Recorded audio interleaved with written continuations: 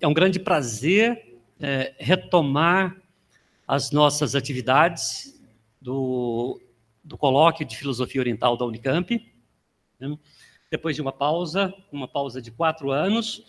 O nosso último colóquio foi em 2019, e depois desse evento a gente não teve mais nenhuma atividade, né? Retomamos agora em uma situação muito particular, pós-pandemia, e que a situação está um pouco diferente do que era anteriormente, e nós nos deparamos com essa situação de ter um público muito reduzido, um público presencial muito reduzido, mas nós temos um público que acompanha online, né? Então, nós temos essa particularidade, né? Antes de passar a palavra, né, para o professor Cristiano e para o professor Célio, que vão dar as boas-vindas a vocês, eu quero fazer alguns agradecimentos e passar algumas informações também sobre o nosso evento, né, sobre o nosso 9º Colóquio Internacional de Filosofia Oriental da Unicamp, né? Bom, agradecimentos iniciais importantíssimos, porque sem essas pessoas e sem essas instituições, a gente não teria um evento desse porte, a gente não teria aqui o nosso colóquio acontecendo, né? Então, agradecer primeiro a equipe que participou da organização do evento, né? Agradecer ao Ricardo, o Rafael, o Plínio, o Célio, nem se diz, depois tem mais um agradecimento ao Célio, Kelly, né? Milton Basotti também, um amigo de muitos anos que ajudou, né, na organização desse evento, né? Agradecer ao Instituto de Economia por nos receber aqui, por receber esse encontro.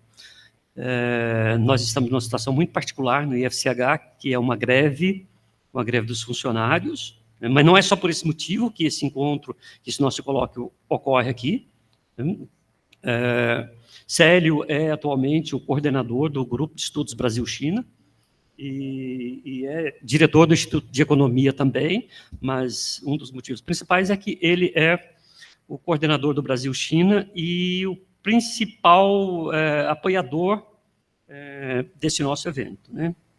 Então, agradecemos ao Instituto de Economia por receber o nosso encontro. Especialmente, eu quero agradecer à Secretaria do Instituto de Economia, e aí eu agradeço a Grace, em nome dela, agradeço a todas as pessoas da Secretaria, a Grace que ajudou em todos os momentos a resolver problemas técnicos, compras de passagem e tudo mais, né? Agradecer as instituições, que são os órgãos, que são os promotores desse evento, né, principalmente a DERI, que é a Diretoria de Assuntos Internacionais da Unicamp, o Instituto, o IDEA também, Instituto de Estudos Avançados da Unicamp, a Fundação Fausto Castilho, que deu um suporte também à organização desse evento, e a Aldeia Multiétnica, que atuou efetivamente na intermediação aí da reflexão entre filosofias orientais e filosofias indígenas, que é um marco na história da reflexão filosófica no Brasil, que é a inserção dos pensadores indígenas nessa discussão filosófica tão interessante que deve aparecer pela frente em vários momentos, né? Então, agradeço à Aldeia Multiétnica também.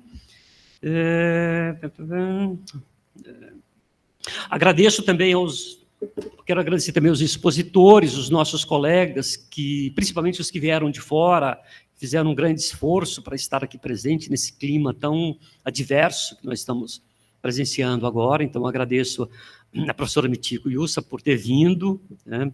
Ao professor Devarakonda também, muito obrigado por ter vindo. Primeiros de fora, professor Ohashi, que não está aqui, mas chega daqui a pouco, a professora Robin, que já esteve conosco 2 vezes, a terceira vez, uma pessoa muito especial para o nosso encontro, né?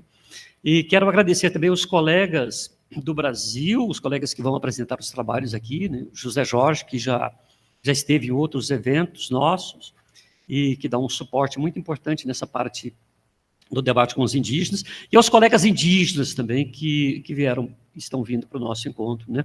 Almires está aqui, Gerson deve estar chegando daqui a pouco, Álvaro chega também daqui a pouco, são os nossos colegas indígenas que vão atuar aqui durante o nosso evento, né? Os agradecimentos. Bom, se eu me esqueci de algum agradecimento a mais aqui, o Célio ajuda a lembrar muita coisa, né? Bom, agora vamos ao colóquio. Sobre o tema do colóquio, né? Esse colóquio tem um tema muito especial, muito particular, que é direitos humanos em perspectivas não ocidentais. Né? Esse tema já foi definido há um tempo, não é um tema, a decisão não é atual, né? Mas eu acho que mais do que nunca nós temos que nos debruçar nesse tema de direitos humanos em perspectivas não ocidentais, pelo que nós estamos presenciando no planeta e pelo que nós presenciamos já no Brasil e em outros países há muito tempo em relação ao extermínio dos povos indígenas no Brasil. Certo? Então, repensar os direitos humanos, entende, é uma condição, é um ponto de partida fundamental, é um ponto de partida que vai permitir uma perspectiva de direitos humanos realmente includente e universal, e não direitos humanos particulares de um grupo ou de alguns pequenos grupos do planeta. Então, o tema foi decidido há um tempo atrás, mas há uns 2 anos, mas hoje se torna mais do que nunca um tema atualíssimo e um tema mais que necessário. Direitos humanos em perspectivas indígenas, direitos humanos em perspectivas chinesas, direitos humanos em perspectivas dos palestinenses, direitos humanos na perspectiva dos judeus, de todos os povos do planeta. Esse evento está sendo transmitido online, nós temos a participação de um colega que está em Macau, que não pôde vir para esse evento, né, mas está nos acompanhando, que é o professor James. Né. Agradeço a ele também pela disponibilidade, e a Universidade de Macau, que é uma parceira importante nos nossos trabalhos. Né. E para encerrar essa parte introdutória aqui de alguns pontos e avisos e agradecimentos, né? Só dizer que tem 2 listas de presença, um aviso prático, rápido, 2 listas de presença, uma lista online e uma lista que circula aqui também. Né? E outra informação importante agora para as pessoas que nos acompanham pela internet é que tem um botão de legenda, que é o botão CC, ele pode ser ativado, e quem está nos acompanhando online tem acesso a uma legenda na língua que ele escolher, principalmente nas falas que não vão ser traduzidas, as falas em outras línguas. Certo? Então é isso. Para quem está presente, nós temos a tradução simultânea e com fone de ouvido, e acho que é isso. Qualquer coisa mais a gente pode esclarecer durante o evento. Né? E muito obrigado mais uma vez por terem vindo, muito obrigado por estarem presentes, e passo a palavra agora para o professor Cristiano, que é o diretor do IDEA, Instituto de Estudos Avançados, né? E posteriormente passo a palavra para o professor Célio Iratuca, diretor do Instituto de Economia, e o nosso coordenador do Brasil-China. Obrigado. Obrigado.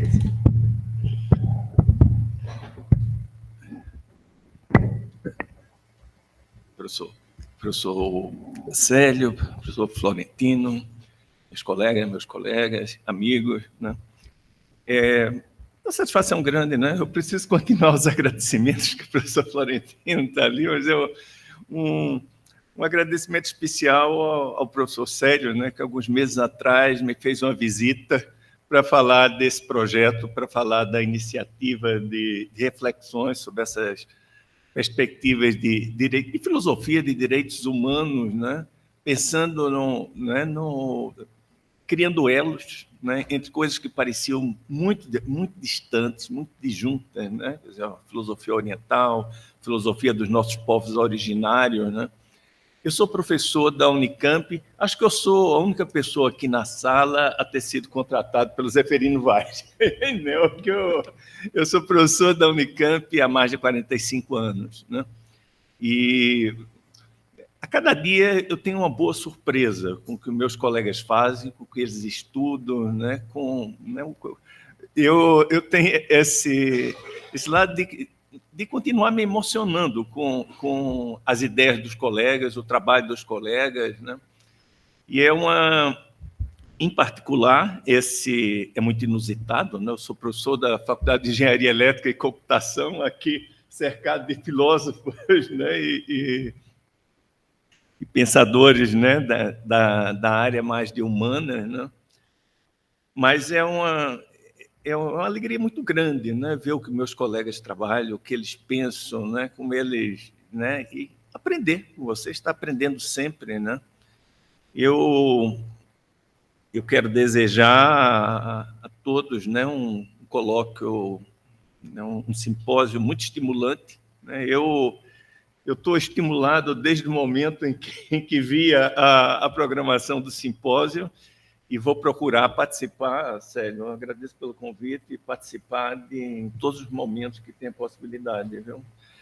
Parabéns, professor Florentino, professor Célio, colegas, pela iniciativa, né? E muito grato pelo convite de estar aqui, estar ao lado de vocês.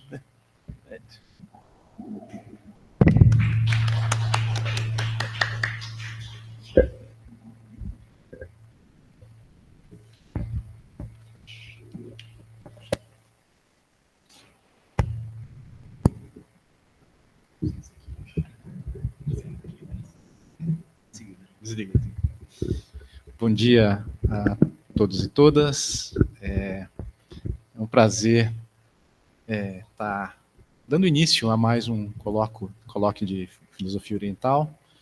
Cumprimentar ao professor Cristiano, que desde o início nos deu o apoio, não apenas o suporte, mas, né, um apoio também no sentido de elogiar o projeto, enfim, a sua perspectiva.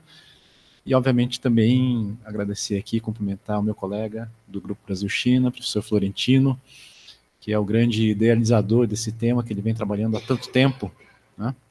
E que vem abrindo caminhos extremamente relevantes do ponto de vista de um diálogo necessário para pensarmos, de fato, né, como é possível avançar numa discussão sobre direitos humanos que sejam, de fato, universais. E nessa discussão e a perspectiva do diálogo, a questão de fato, né, digamos assim, de estar disposto a ouvir opiniões diferentes, coisa que não apenas no Brasil, né, no mundo inteiro, a polarização tem levado a uma dificuldade crescente, né, faz com que essa discussão de hoje, que se inicia hoje, e que vai reunir aqui especialistas indígenas, internacionais, brasileiros, com certeza vai dar uma contribuição enorme. Né? Em grande medida porque, como acho que o Florentino também já ressaltou, né, a perspectiva que se propõe única, né, a perspectiva ocidental, né, que vem, digamos assim, guiando a discussão sobre direitos humanos e que se propõe única, no mínimo, está sujeito a questionamentos importantes. Não é? Então, estabelecer esse diálogo, avançar em novas direções, estabelecer pontes no momento de polarização é sempre extremamente importante. Não é? Então, eu gostaria de novo de parabenizar Florentino, enfim, o esforço que ele fez, não apenas nesse colóquio, né, mas em reuniões preparatórias, seminários preparatórios, enfim, tem todo um trabalho envolvido, né, que eu tenho certeza que ele trabalha numa fronteira, né, no campo da filosofia, numa fronteira extremamente relevante. E justamente por isso eu gostaria de desejar aí a todos, todas, um excelente seminário, né, discussões importantes, aqui, mas não só aqui, né? Nos almoços, né? Nas visitas que vão ser realizadas, né, Florentino? Então, é isso. Né? Gostaria de dar as boas-vindas e desejar a todos um bom seminário, dizer que o IE tem uma enorme satisfação de receber essa discussão, né? Para estabelecer também essa ponte com com um diálogo que é multidisciplinar por natureza. Então, é isso. Desejo a todos aí um bom seminário. Obrigado.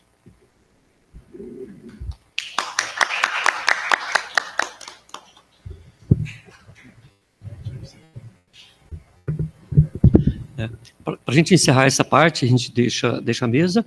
Eu convido o professor Dilip Loundo, que eu também saio da mesa, convido o professor Dilip Loundo, que vai fazer a mediação das duas próximas mesas, e depois eu volto na parte da tarde, eu faço a mediação das mesas da parte da tarde, né?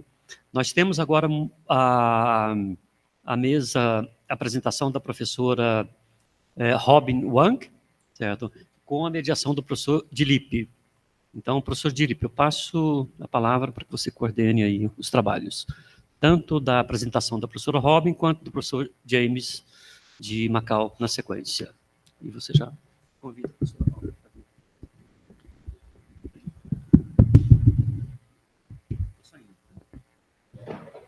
Essa é a água aqui.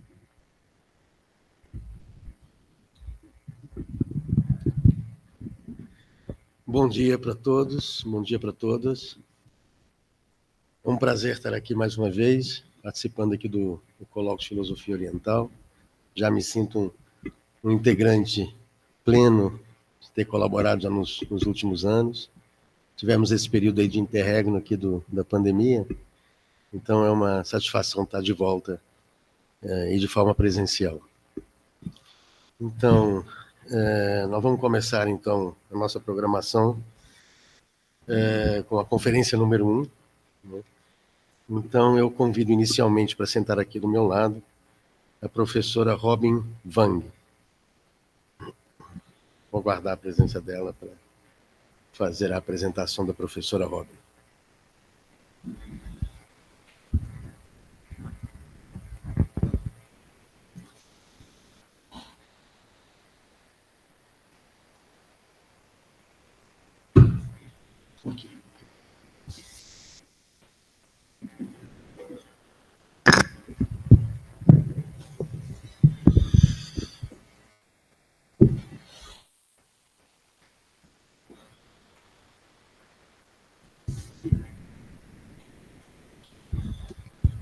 Então, eu vou brevemente apresentar a professora Robin Wang, que é professora de filosofia da Universidade Loyola, Marytmont, Estados Unidos, presidente da International Society for Asian and Comparative Philosophy, professora associada do Centro de Estudos Avançados em Ciências Comportamentais da Universidade de Stanford, bacharel em filosofia pela Universidade de Pequim, mestre em filosofia pela Universidade de Pequim e pela Universidade de Notre Dame, e doutora em filosofia pela Universidade de Cardiff. É autora do livro Yin Yang, The Way of Heaven and Earth in Chinese Thought and Culture, e editora dos livros Chinese Philosophy in an Era of Globalization and Images of Women in Chinese Thought and Culture, Writings from the Pre-Qing Period to the Song Dynasty. A professora Robin Wang participa regularmente de conferências na Ásia, na Europa e na América do Norte e fornece consultoria jurídica e educacional para os meios de comunicação. So, very good morning, welcome. It's a pleasure to be with you here and to chair the session. And yes, we can just start, okay?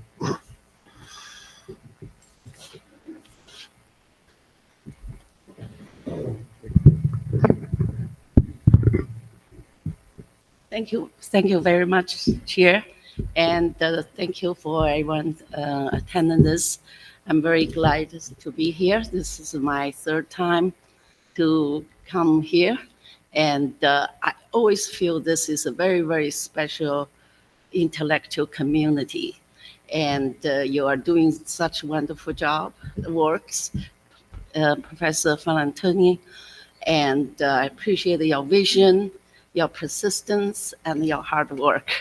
It's just very, very impressive. So, for example, this summer, from May 15 to August, something like 3 months, I visited 6 countries with all the conference and the event. But I always feel like here, Unicamps always have a special place in my heart. And so, because great things are happening here.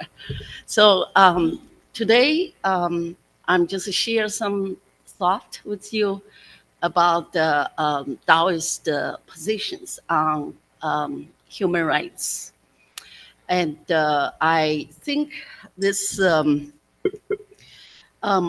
I want to make 3 arguments. And then through these arguments, I will draw a conclusion.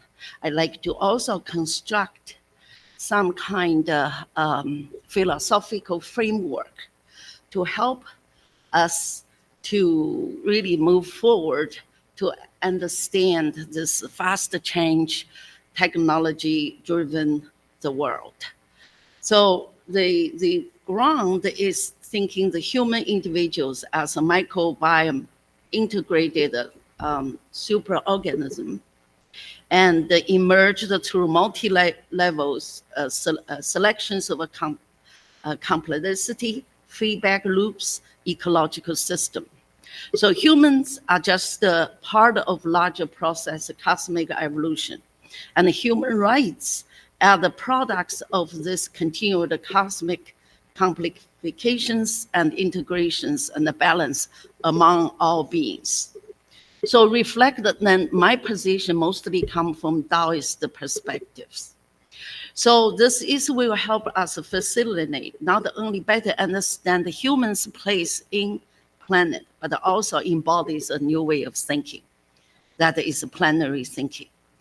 Okay, so I'd like to start the problems. So the first issues, okay? So this is a quotation from Taoist, one of the Taoist classic text called Zhuangzi. Think about that. Everyone in the world know how to raise the questions about what they do not know, but none knows how to raise the questions about what they already know. Everyone understand enough to reject what they consider bad, but not enough to reject what they consider good. This is said basically the view we think about human rights is a great thing. Human rights play an important role in human histories, and especially in the 20th century. There's no question about that's a good thing. However, there's limitations. So this is what I'm come from, to see what kind of limitations the human rights come about.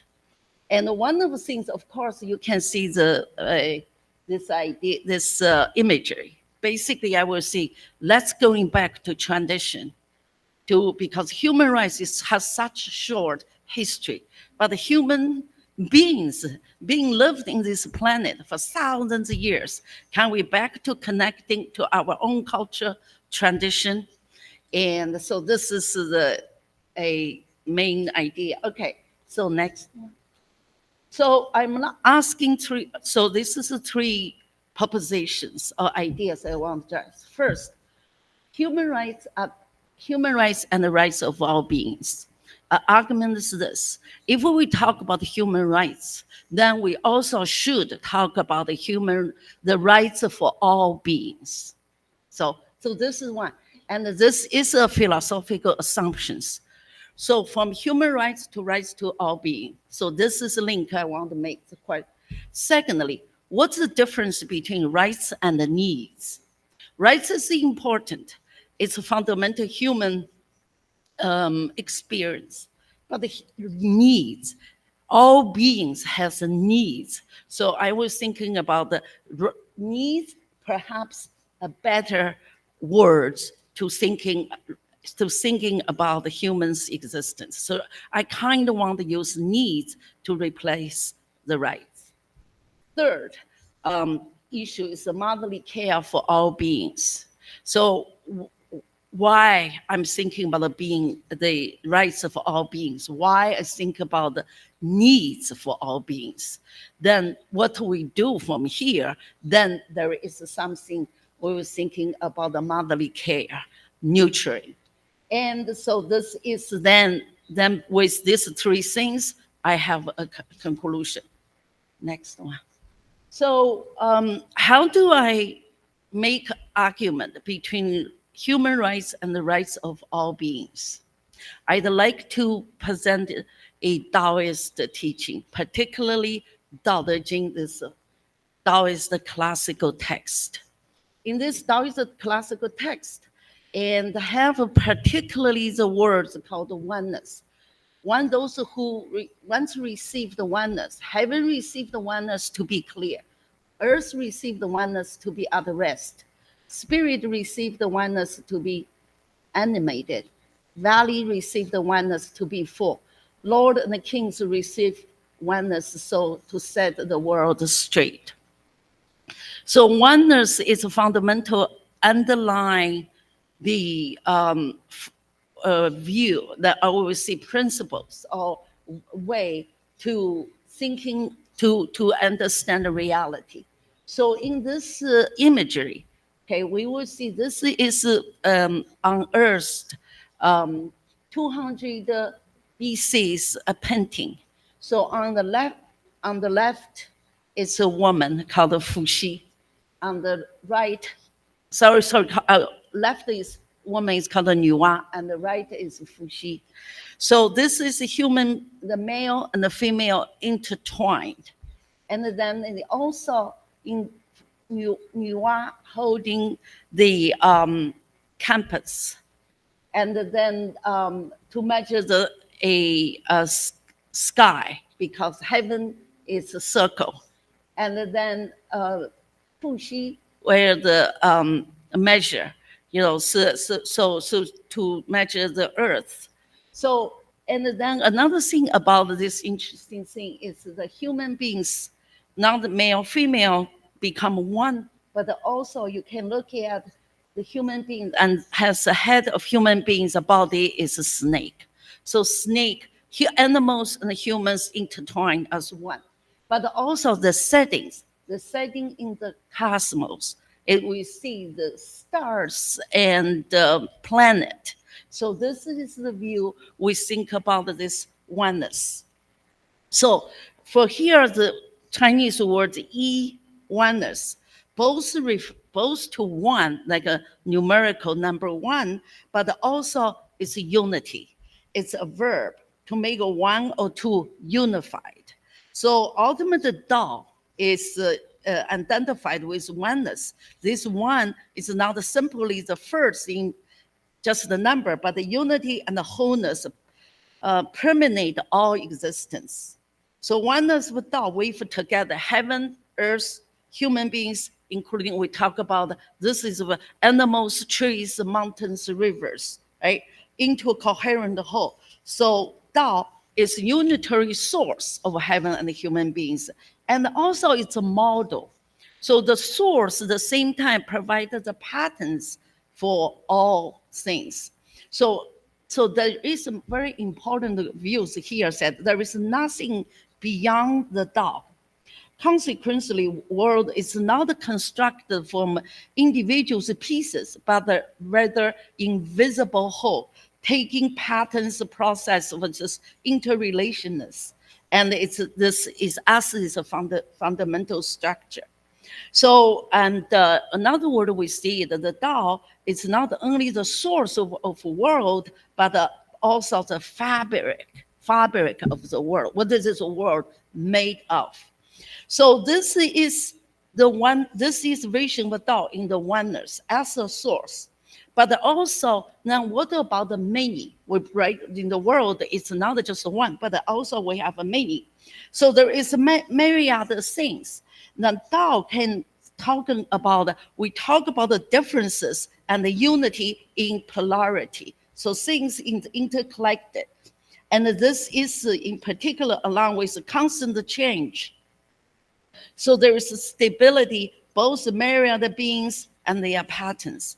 So next slide. So we are thinking about, right? So this one, it's not something abstract, like God in the main European thought is divine the force in there, but rather it's immanent, exists in the myriad things. So this kind of vision, right? So we from another from Dao De Jing. Dao is a deep mystery of myriad beings, treasure of a good person and protection of another good person. So then Dao is the most valuable things under the heaven. The Dao has as a source to give birth to myriad things, but at the same time exist immanent being with the world, with myriad things. Then we see, how do we know? How do we see how Dao being with the world? Then I will use Dao De Jing 25 to talk about the humans follow the earth as a rule, and the earth follow the heaven as a rule. You can see this is a follow or patterns. A Dao follow, heaven follow the Dao as a rule. Dao follows itself, soul as a rule. So there is something interesting connect heaven, earth, human being, and Dao together. The characteristic of these connections is they call it 自然. 自然is a self soul, and or you can see called as spontaneity. Things as themselves. So things evolve and unfolding as themselves. So in here, maintain this specificity, but at the same time, connectivity. So this, therefore, we can think about what the Dao saying. The next one, chapter 64, talk about support Dao. What the Dao do? Dao is a support, marriage at things that are 自然, that self-soul, that the core of every existence. Every existence has its own self-soul, be themselves. And so then Dao, Dao will be support that. Okay, next one. So this is the one steps we do. Then second one, so if we think about the big, then this is the question is, I want to think about, we should talk about things human beings is inevitable. We will say intrinsically connected with heaven, earth, the whole world. Then we will think about, when we talk about the rights of particular species as human beings, then we also need to talk about the rights of all myriad beings.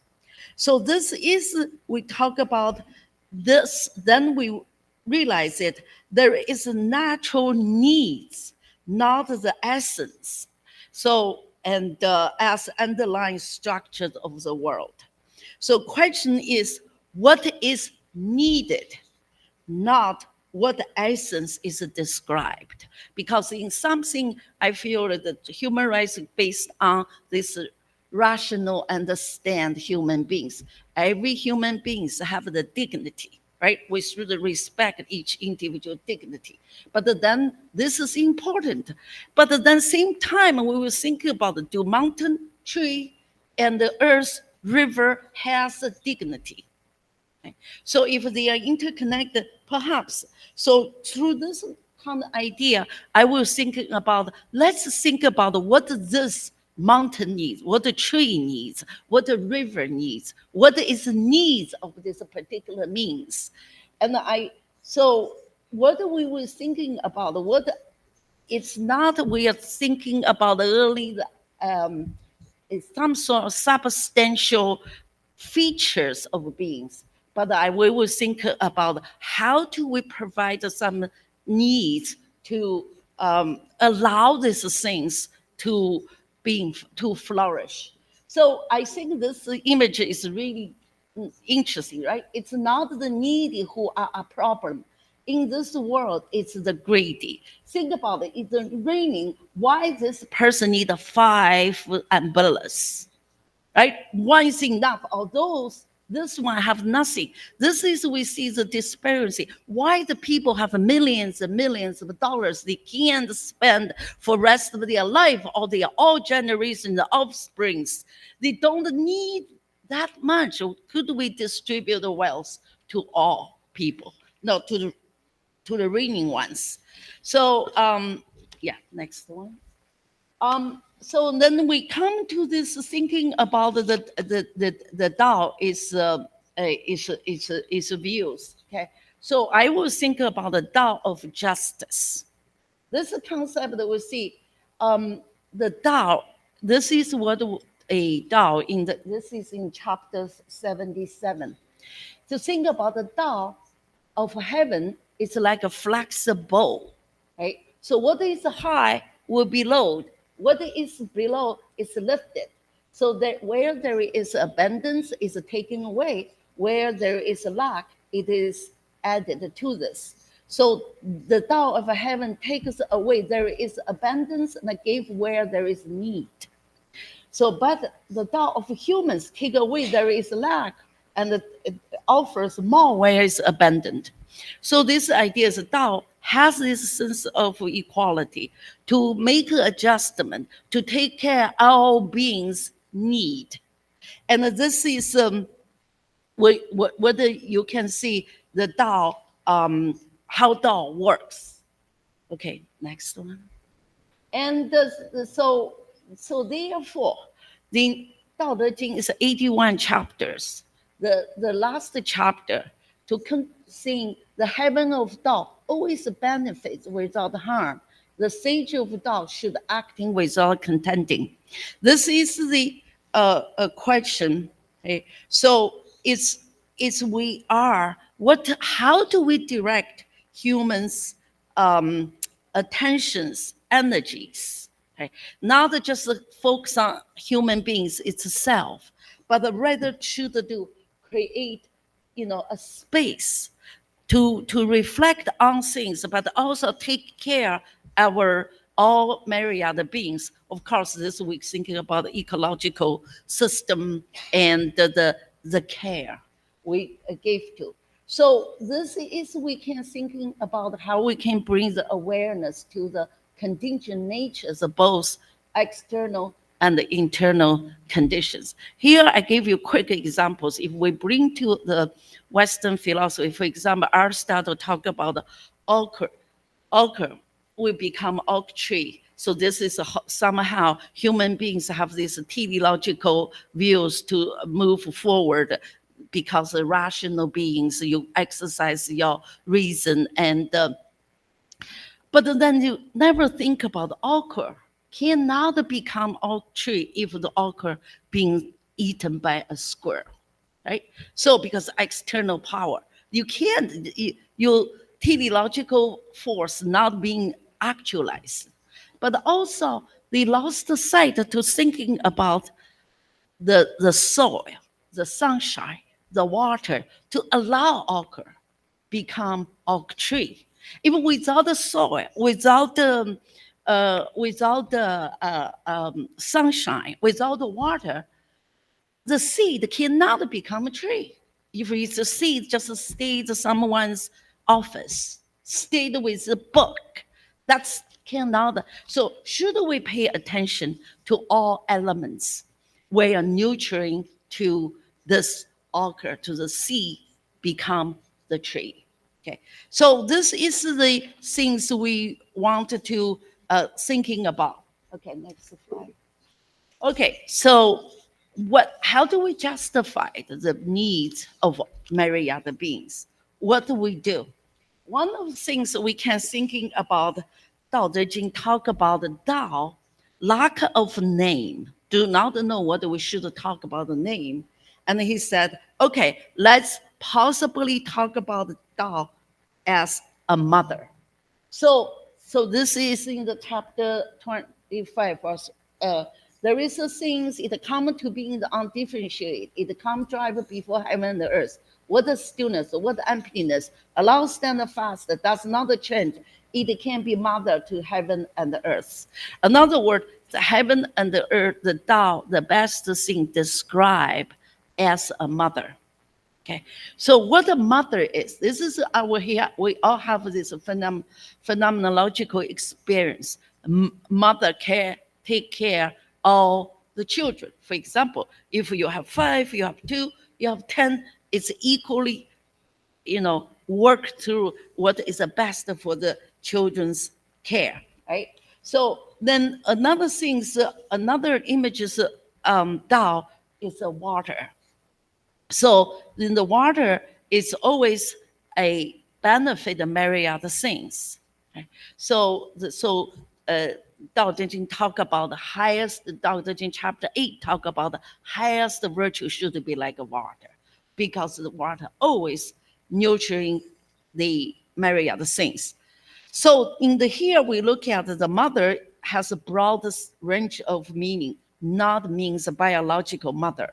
So this is, we can think about the mother, Dao as a mother is responsible for all origin of all things, is with all things, provide the models, and then one should follow. And also I want to make a quick note. This talk about the mother is give birth, not create. Dao De Jing not talk about create. God created the world. Dao gave the birth to the world. And okay, next one.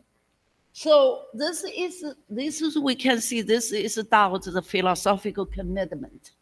So this commitment to take a mother, okay, is the best way to describe the Dao.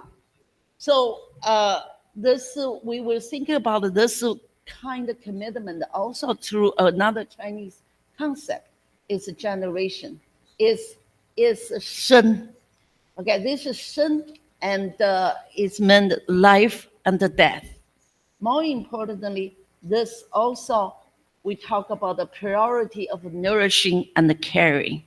So that is characteristic of Dao, but it's also feature. We think about the caring and the nourishing. But these things will become into philosophical understanding. We'll see. We talk about its transformation. We're thinking about how world being transformed, changed, not necessarily just we think about isolated the all world, reduced all existence as a substance of beings. Okay, next one. So nourishing life, if it's part of important Taoist message, and then what is specific? How do we look at it? Right. So this is from Dao De Jing 51. Dao generates things, and we can think about the power, efficacy of different translation, nourishing them. As things they are formed, and the utensils they are completed. Therefore, 10,000 things honor the Dao. 10,000 things is one with different translation. One of I use as all myriad beings, and honor the Dao, cherish the De, honor the Dao, and cherish the De. So we were thinking about the life journey. Instead, it's a teleological goal to become something, but rather is to cultivate the Yao Qi flow, okay? And to be, okay, transformative Qi beings. Okay, next one. Okay. So nourishing, this is the ideas we can see from different angles. Okay, so then from reading 51 also, and the Tao generates them. Maria says, nourish them, let them grow, right? Provide opportunity, condition, like things to grow, accompany them, rest them, secure them, protect them, then foster them. And this is called dark efficacy. Now, one of the things to understand that nourishment, it's not just something external, but also internal, nourishing your own body. This is a Taoist view, to think about the micro and micro body. So this is the right side, this is called the charred human body. And it's a human beings setting in the setting positions. You can see the line cross, that is the spine, and then that is the body has three field below belly button, the first field, then the chest, and then the head. So what is interesting about this chart is human beings is a body of a cosmos. Human body is a miniature of nature. You can see there's rivers, there's mountains, there's animals, there's waters, and running through our body. So how this is idea is we are connected with the body. Okay, so next one. And so we this is what I wanted to think about. First, let's look at the Tao Te Ching 42. Heaven puts the myriad being in motion. Earth transformed them, and the human race and nourished them. Clearly, new humans work, humans function, humans task in this world is need nourishing our things. In the right side, I give you examples. Actually, this is the United Nations have 17 goals for human beings, right? They call the Sustainable Development Goals.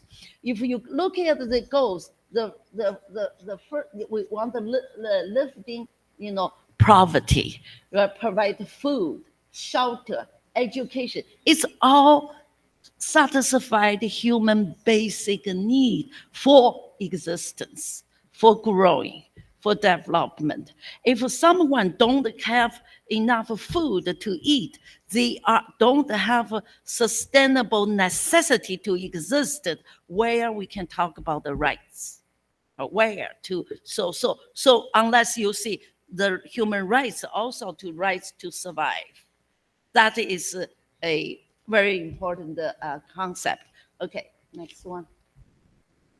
So within this Taoist, I present the Taoist classical text, trying to make a connection between we think about the rights of all myriad beings, need it should be our focus, and we should have a motherly care to all myriad beings. So from here, where to go? So I like to lift up another levels to propose a philosophical framework to process, to understand our current world.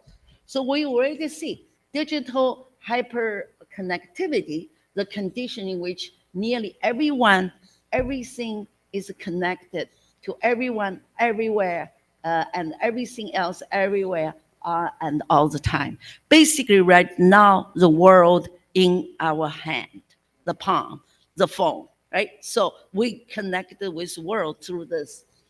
And also there is a part we can say digital abundance provide people at their fingertips infinitely rich and various universal cultural products, all kinds of things you can get.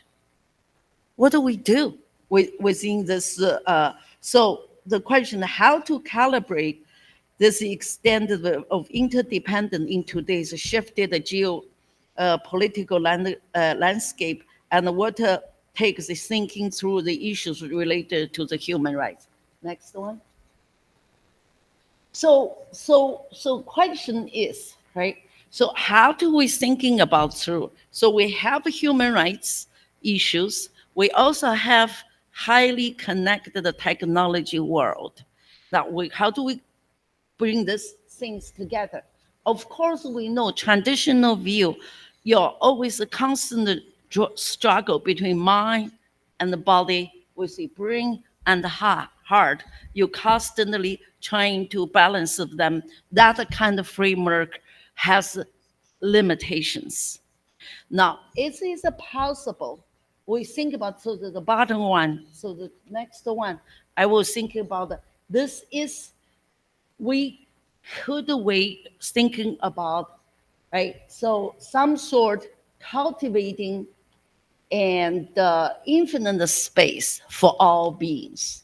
So this is required to have a more secular view rather than limited, and the linear perceptions.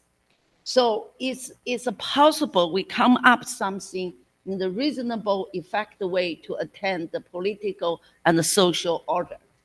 So in this kind of situations, right? So we seems like we require, right, the world we perceive and the thinking about the world in a multi-dimensional space. We want, because the world is shaped and by thousand diverse things, and there is a consistent patterns, movement, and the forces. Okay, next one. So the one thing, this is planetary thinking. It's not just my thing. It's an interdisciplinary scientist, humanities, and they work together. And right now there is a movement called the planetary thinking. I do not have time to give you a history. So planning thinking, basically to thinking about, so understand human beings in a planetary mode. And it requires us to engage the paradigm shift for planetary thinking, which is based on the spatial imagery of a globe or the planet. Planetary sphere thinking with attention to diversity and the complexity. Okay, so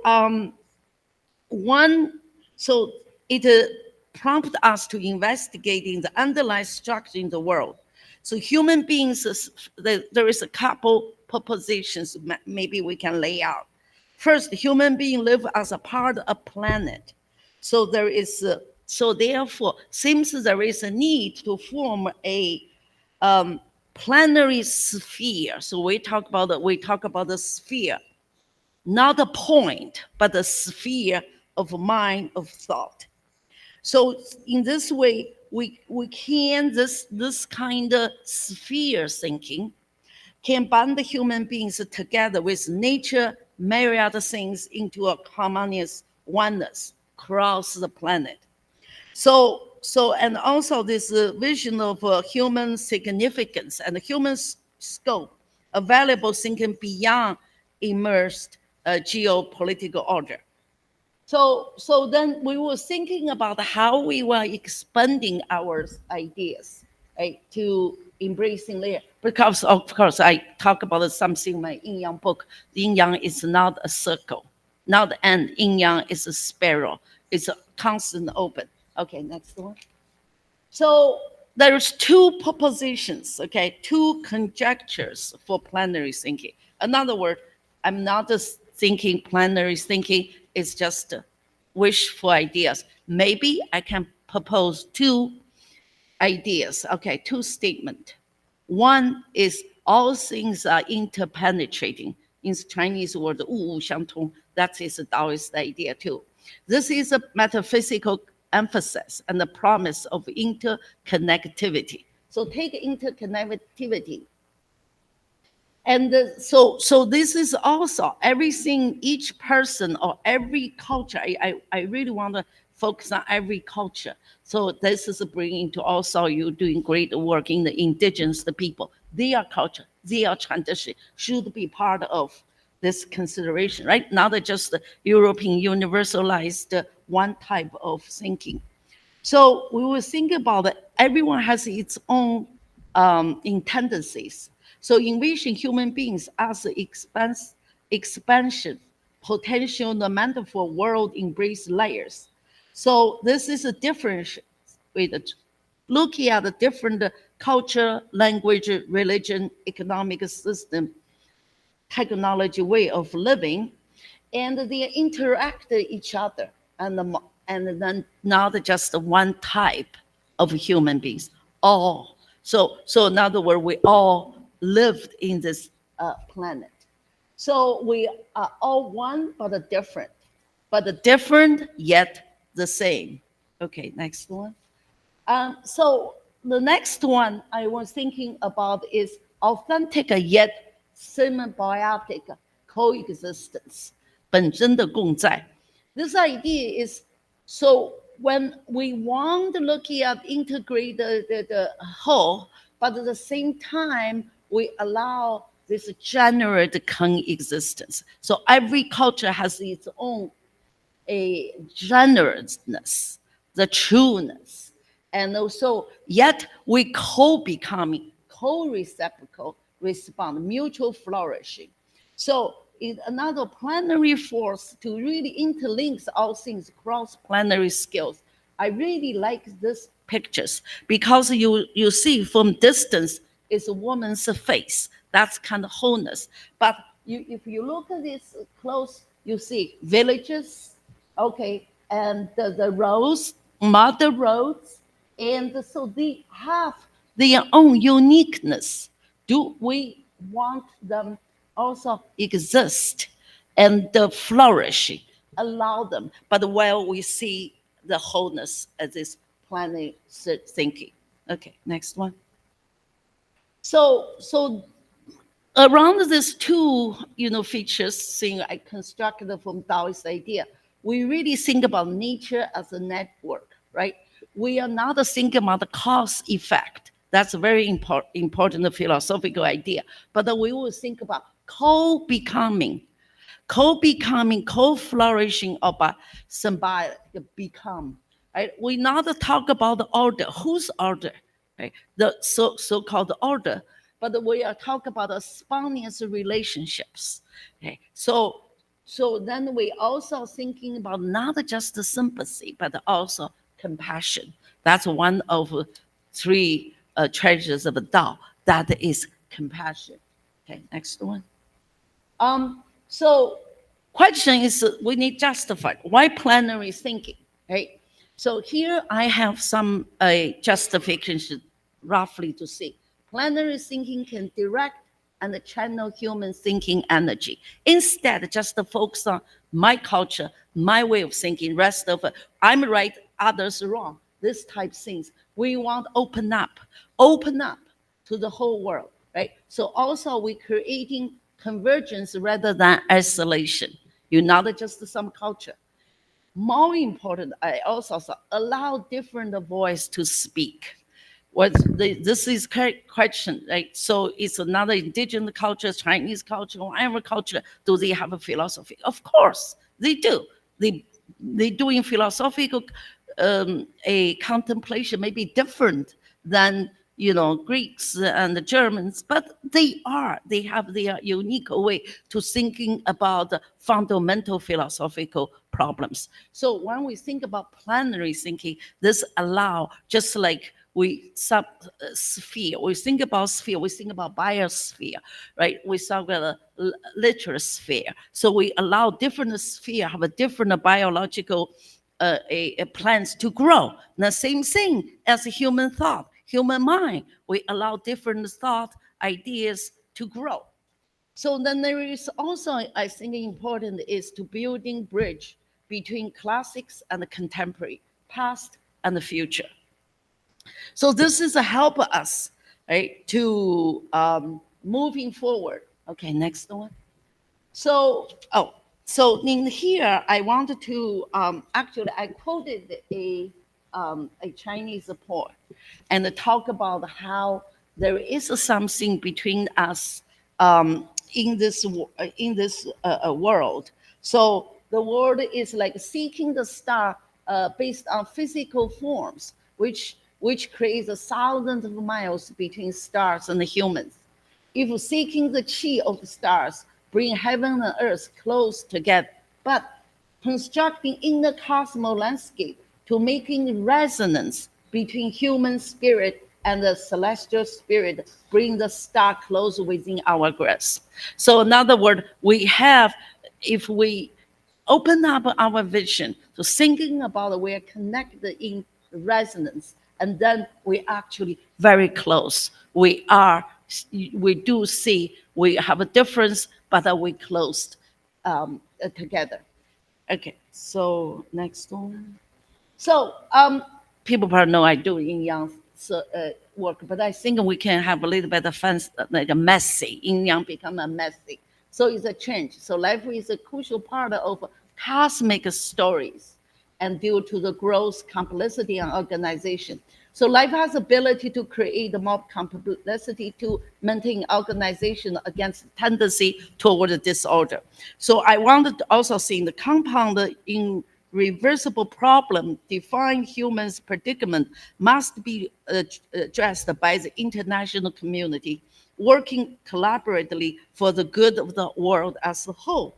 Plenary thinking provides a revenue of directing channel human thinking energy, create this the convergence, okay, and allow different voice to speak. So maybe this is something we can thinking about it, and so we can move to the future with the diversity and the complexity. Thank you.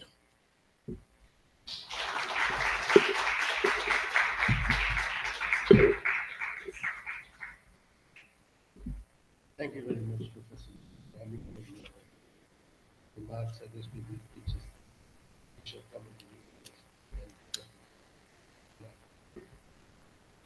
I think we have a okay.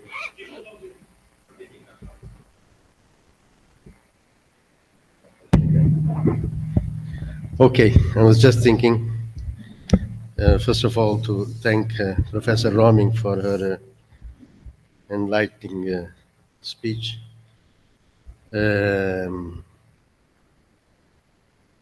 That somehow echoes some considerations which I will make in English for the benefit of Professor Roming. And then I think we'll open for questions. Is it, Florentin? Okay. I think the sound is a little bit high. Because maybe this one's up Maybe too. not switching. How do we turn off this? So I think we heard some perspectives of human rights from a Taoist perspective. No? And I was struck by the sentence that came in the first of the imaginary with some statement where she was saying that it's not just a matter of what or about what we do not know, but about what we already know. And I think that calls in a Heideggerian sense to, or appeals for oneness. So when oneness comes in the next, just as a kind of answer needed for this change of perspective about the question, not about what we do not know, but what we already know. No? And coming to my mind from an Indian perspective, that is something of which I will be speaking of in the afternoon. And I presume that as much as India and China, and from another perspective of another axis of world civilizations, no?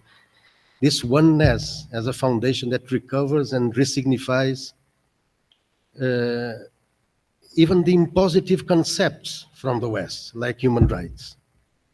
And therefore, the question is not much about what is the situations of human rights in India or China, but first of all, what is the resignified meaning of human rights beyond the sense of what sometimes we presume that is an unavoidable cooptation of those concepts? How people actually live this term, human rights. No? And what we have really to understand is how this concept effectively has meaning and finds a functionality in those civilizations, in those cultures. And I'm sure that something like oneness as a kind of framework for reading, understanding what human rights stands for, still prevails.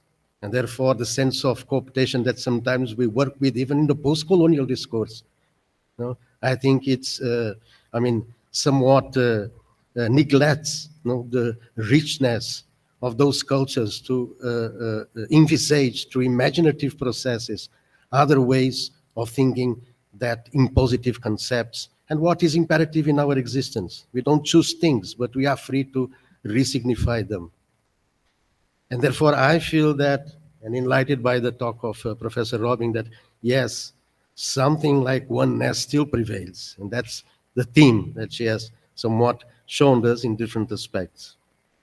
And human rights are being, let us say, incorporated, appropriated as the rights of being, as sharing oneness. So let us speak also in those terms. We speak about rights as ownership and the right of being in oneness, of sharing with the other. It's also a fundamental right. It's also something that brings not what we do not know, but what we already know or are. No? So thank you very much, Professor. And vou abrir então para perguntas, é isso, Florentino? Oi? Então nós temos 10 minutos para perguntas e as pessoas teriam que vir aqui usar o microfone, é isso? Para que o pessoal possa ouvir e fazer a tradução, é isso?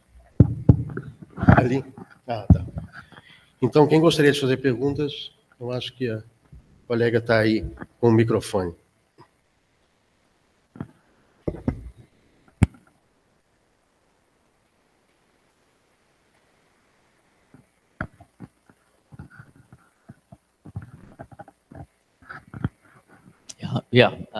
Good morning, and thank you so much, Professor Robin, for this very enlightening talk. It was very useful because it also presents a kind of different perspective of human rights other than the dominant one that is existent in the world. So, in that particular aspect, I really appreciate this wonderful presentation. There are a couple of things. Actually, I am in consonance with whatever that you have said. No, but even then, there are certain problematic things that I thought I should spell out from my side, because this is problematic to me. I don't know. It may not be a problematic thing to you because you have already researched on it and published on it. It is good to see or stress need to write. That's one of the very strongest points that you have put forth, where you said the term right must be replaced by need. Right? You are going to that extent, saying that it should be replaced. Instead of calling it human rights, we should say human needs. Right? That appears to be a very strong argument. If we look at closely these two concepts, need is something that is essential, because you are also stressing the importance of essence there. Later on as well, you spoke about that. But we always see right to be something more than a need, right? So why is it that people ask for rights? Because their needs were suppressed and they wanted something more than the need. That's what pushes them to go for right. So I see a gap there, a leap that is, venturing, that you are probably venturing in your thought. So that's what I thought is one of the major concerns. It is also that when somebody is arguing for the right, uh, along with various kinds of rights that we talk about in terms of right against exploitation and right to flourishing, etc. So this flourishment, self-flourishment, is also one of the important aspects where you cross the need and then aspire for flourishment. So this replacing right with need may lead to a different kind of reductionism. I'm scared of that. That is number one. Number two is, I love this Taoist perspective, but I also want to listen to you from the debate that is happening in terms of individual and community. When we are talking about rights, now the rights discourse is so diverse that we talk about rights of the marginalized communities, etc. So when we are stressing the oneness in a larger context, and in the empirical context, it's a bit different. So how do we accommodate them? There is a tension that is to be looked at, responded, and accommodated. So how do we do that from the Taoist perspective would be the other one. I think I should stop it here, right? Thank you.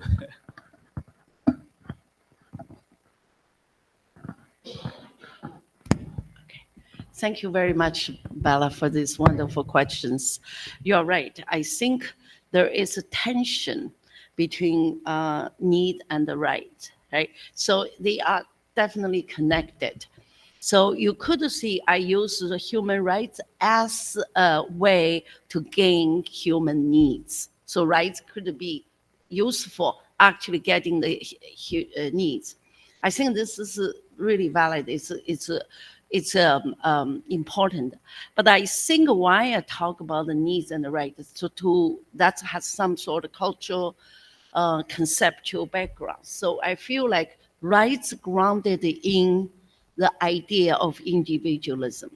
So it's each individual has their uniqueness and then rights. So rights become a boundary. I have rights to privacy. So therefore, you need to back up. right? So certain kind of rights, but then rights has limitations. So what do you think about, rights to a privacy, and also you have a right to know your partner's health conditions. So this is clearly rights conflict. So I was thinking about needs. It's more focused on a communal collectiveness on that ground. So therefore, especially for the, like say, leaders, political leaders, government, you could think about how do you provide a need for all beings. For example, unlike very strong homeless issues, we say, well, they have rights to work. And so, but then they don't, there's so many, for example, they have mental issues, there's lots of issues need to be addressed. It's not because they don't have these rights, but rather it's the need to met. They need to have clothes, wear some clothes, and then can go to the job interview. Right? So they need to learn how to navigate in the system for those who come from the military, the veterans. So they need to, the society need to provide the some sort of support system for them to take care of their mental issues. So I feel like need is more focused on collective effort. So maybe that's what that's always very delicate of the idea. There is definitely have similarities, but I feel like needs a little better to focus on the collective. The second thing is to needs maybe also provide opportunity for human being to think about what about the mountain, what the mountain need, what the river need, what the tree needs, right? So then we can, then instead you see tree has rights.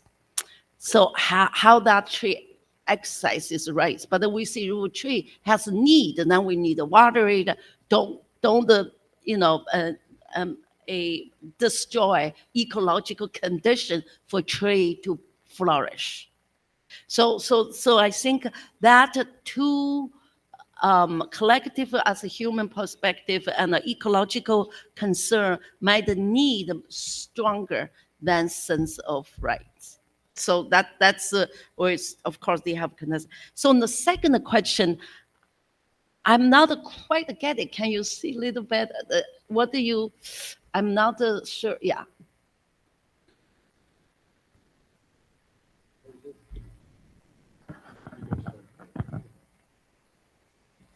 Yeah, I was referring to this individual versus community. And okay. also, how do we accommodate the rights of the minorities that we talk about within the framework of Taoism, which talks about oneness? Yes. Right? Yeah. Then that's yes. Okay. So actually, oneness, and in Taoist oneness, it's a support diversity. Because so here I think let's give you a visual example. Maybe let's think about. So best Taoist idea is water. Okay, image is water. So water flowing, benefit the trees, the flowers, the plants, all that. So in that oneness, we are together. Okay, live in this mutual benefit. Differently, think about the Greeks. Think about the fire. Fire is, to Greek thinking, is a basic elements, right? The world. Now, when fire unified the world, they burn everything to ashes. They now allow each individual's existence as themselves. So this is the difference between fire and water. So I think Tao is the oneness. It's not ideas conformity, but rather complicity. Maybe that I can say. So unity in differences. And that's why a Tao thinking about everything has their own uniqueness, have their own self. So we should respect their dignity and allow being themselves. But at the same time, we are oneness. What's that mean? The oneness means we share same patterns. That's the oneness. It's not oneness. It's not means you subject to me. I control over you. That's not the oneness. And so I think actually Analects has where you say we harmony without the sameness. 和而不同，同而不和。The small man will do the conformity without the harmony. So the harmony is allow different parts play their role, but yet they form a coherent whole. So I think that is, yeah. It's very interesting if we think of oneness. Suddenly that means one central leader and we all follows. No, oneness means we all allow, we have a space to live.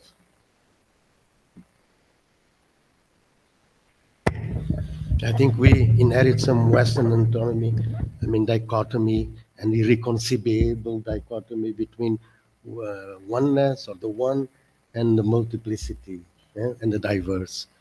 And I don't think that is so immediately perceived as such, that opposition, that natural contradiction between the two terms in other civilizational spaces. Teria mais um tempo para uma pergunta, Florentino? Tá, então mais uma pergunta.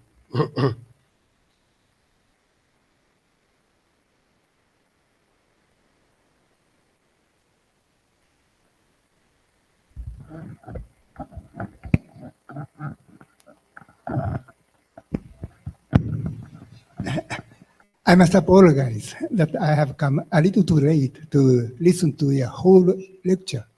But from the discussion, I was a little surprised to hear that you say that need is collective or social, and the right is individual. But for my understanding, there is also a right which is collective, and also need which is individual. We, for example, when I am thirsty, I have need to drink water. And right, a community or a folk has a right to survive, to protest against the suppression and so forth. So, and I suppose you have talked about the oneness in the sense of Taoism. And in order to understand you perfectly, I should have listened to your whole lecture, but one question. The oneness, German philosopher Hegel was once interested in Taoism and had read German translation.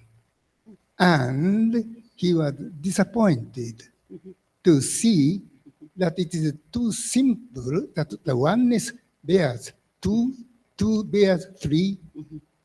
And the moderator has suggested that some differences. Today, there are many sorts of differences today, and in various dimensions. And I would like to listen to, I would like to ask you, in how far, in what sense the oneness of Lao Tzu could give us good hints for contemporary problems. That is my question. So one comment and one question. Thank you. I just want to quick to say, yes, so here is, I want to say Tao is the imagery mother. Does mother has rights?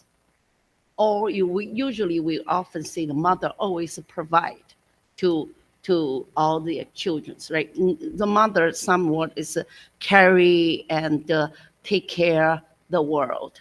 But then I feel like we don't really talk about the mother's right. mothers, right? Of course, right now we talk about mothers should take care of themselves. So I also thinking about this different culture traditions. So especially for Taoists, okay, so Singapore President Li Guangyao talk about the Asian rights. Asian value.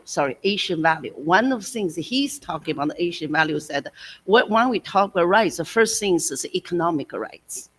So how government should provide to everyone's economic right. So you can see the rights, this concept itself is a little bit foreign to Chinese culture, I will say. Right? Need is more, they feel the closeness. But that doesn't mean Chinese should not promote human rights. That's not the conclusion. But I also think they have its own insight, thinking about human needs. So this one is, and then you talk about the Hegelian's absolute spirit. So here's Hegel. Hegel, yes, he look at Indian and the Chinese, he's thinking about their law. What make this tradition low is because they have not transcended to rationality. Right? So this absolute spirit is moved and thesis, antithesis, synthesis. So eventually being eat up.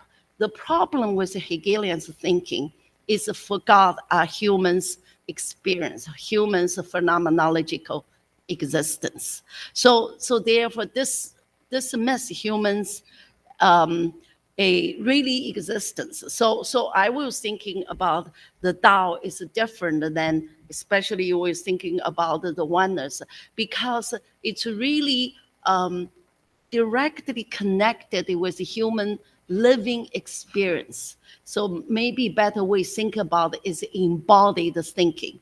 So how our body being a part of this and experience, a part of our existence and a part of our cognitive ability. So it's not our perception.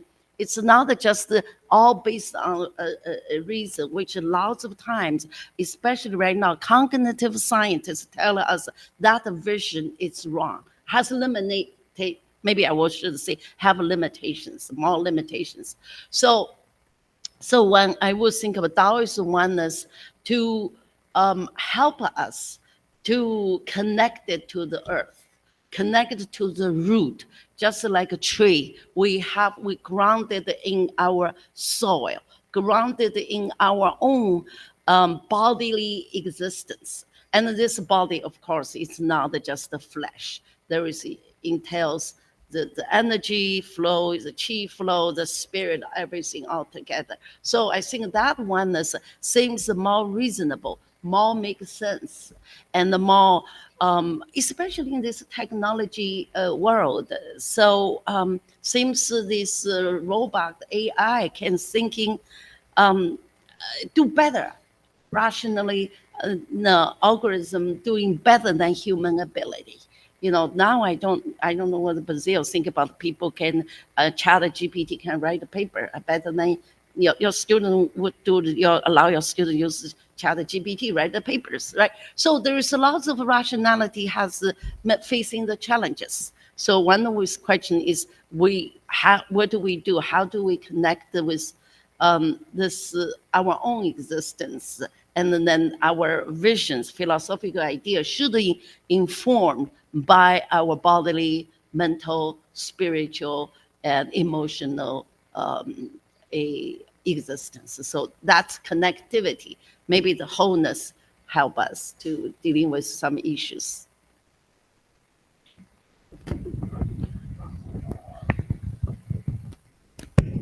Thank you, Professor Robin, for your speech and then for replying all the questions. The time is over, so I conclude this session, this conference.